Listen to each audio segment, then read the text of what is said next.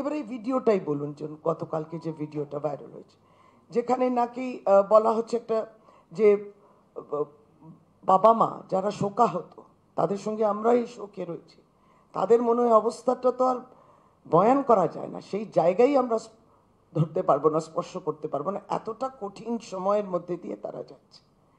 এবং সেই সময় যদি তাদেরকে টাকা পয়সা দেওয়া হয়েছিল ইত্যাদি, পুলিশ দিয়েছিল, ধামা চাপা দেওয়ার জন্য, এরকম একটা ভিডিও যাচ্ছিল।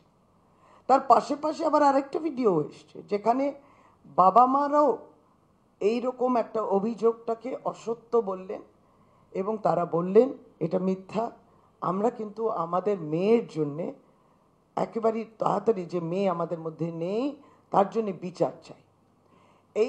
এটাও তো অত্যন্ত দুর্ভাগ্যজনক। আমরা এই ভাইরাল যেটা হয়েছে ভিডিওটা, আমি অনুরোধ করছি আমাদের আইটি টিমকে, আপনারা যদি ওই ভিডিওটা দেখান, সত্য মিথ্যা মা বাবা তাদেরকে এইভাবে তো বিব্রত করা যায় না। এই ভিডিওটা একবার দেখে নেবেন। একটা প্রচার হচ্ছে বিভিন্ন জায়গাতে পুলিশ প্রশাসন থেকে নাকি আপনাদের কোনো আর্থিক টাকা নিয়ে এসে দিয়ে ধামাচাপা, এইটাই তো হচ্ছে টিভিতে। কিভাবে বলবো আমরা, আমাদের এই সময়ের কথা বলার কোনো দরকারই ঘটে কি আছে, কোনো ঘটনাই ঘটেনি। ছি ছি ছি, আমরা কাউকে কিছুই বলিনি। তাহলে এটা পুরো সম্পূর্ণ একদম মিথ্যা গল্প। হ্যাঁ, মিথ্যা গল্প বানিয়ে একটা হিসাবে শুরু করেছি।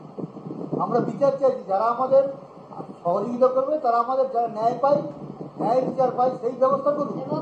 আমাদের মিথ্যা প্রচার চেষ্টা করছে তাদের নিজেদের প্রচারের জন্য।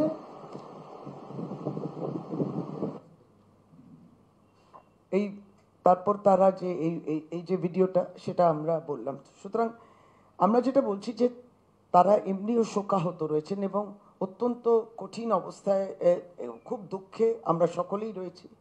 এবং জনসাধারণের একটি প্রতিবাদ, প্রত্যেকেই তাদের পাশে থাকার জন্য, প্রতিবাদী ডাক্তার, তাদের এই আন্দোলনকেও সমর্থন করে আমরা সকলেই আছি। আমরা প্রত্যেকেই জাস্টিসটাই চাইছি। সুতরাং এখানে কাদের থাকার কথা ছিল না, সেটা হচ্ছে রাজনীতি করার জায়গাটা, এই রাজনীতিটা হওয়ার কথা ছিল।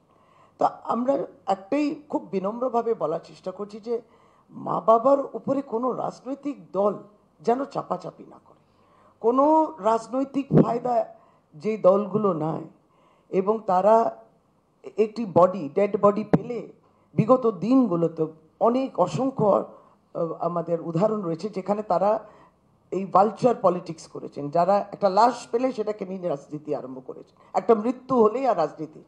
এইখানে কিন্তু সেই জায়গাটা নয়, এখানে সকলেই আমরা থাকবো, সাধারণভাবে নাগরিক হিসেবে থাকবো এবং জাস্টিসের জন্য চাই। যদি পরিষ্কার বললেন যে একটা রাজনৈতিক দলগুলো একটা চাপাচাপি, একটা প্রেশার ক্রিয়েট করা আছে, তাদের মনের অবস্থা আমাদের বুঝতে হবে। তাদের মনের অবস্থা একেবারেই ভালো না। তা আমরা বাইরে থেকে আমরা শোক জ্ঞাপন করতে পারি, সেটা হয়তো ঠিক, আমরা কষ্ট পেতে পারি, সেটাও তার মধ্যেও নিশ্চয়ই নিখাত জেনুইনিটি আছে, কিন্তু তাদের শোক বা তাদের দুঃখ বা তাদের ক্ষয়ক্ষতি সেটা অপূরণীয়, অপ্রত্যাহার্য, সেটাকে আর ফিরিয়ে নেওয়া যাবে না। ফলে তাদের ক্ষেত্রে রাজনৈতিক দলগুলো, আমাদের বিরোধী দলগুলো যদি তাদের উপর এরকম মনের উপর কোনো চাপ তৈরি করে, সেটা তাদের ব্যাপার।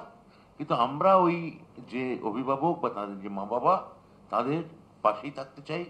মুখ্যমন্ত্রী যেমনটা জানিয়েছেন, তাদের সঙ্গে দেখা করেছেন।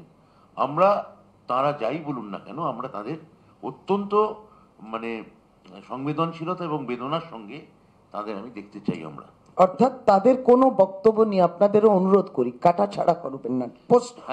কথা নিয়ে আমার মনে হয় এই সময় 12 তারিখ কি বলছেন, 16 তারিখ কি বলছেন, এই কাটা ছেড়াটা না হয় বাঞ্ছনীয়।